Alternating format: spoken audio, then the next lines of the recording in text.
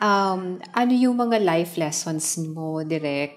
Hindi lang sa sa filmmaking, kung hindi doon sa mga pinagdaanan mo during your studies, Opo. 'di ba? As a youth, ganun. Siguro po sa akin, um, sabi nga po parang keep your dreams alive. Parang passion ko po talaga yung filmmaking.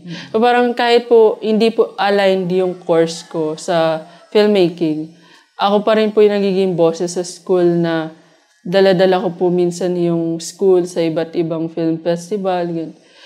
Sa akin po, kaya naman po both. So yun po, hanggang ngayon pa rin po naman, pinaglalaban ko po yung passion ko.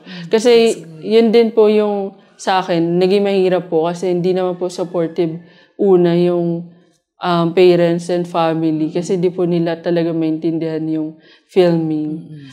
Ayun po, so parang sa akin, kung kaya naman po, kakayanin po talaga. Pero ngayon, for sure, they are proud. Kasi, Opo. diba, Yun sa mga naman po, na-achieve naiintindihan nyo, naman na po nila. they would understand, Opo. diba, kung ano yung sistema Opo. sa filmmaking. So, ano yung gusto mong sabihin sa mga aspiring filmmakers? Gusto ko lang po sabihin na huwag kayo matakot. Huwag din po matakot magkamali. Kasi doon naman po matututo. Marami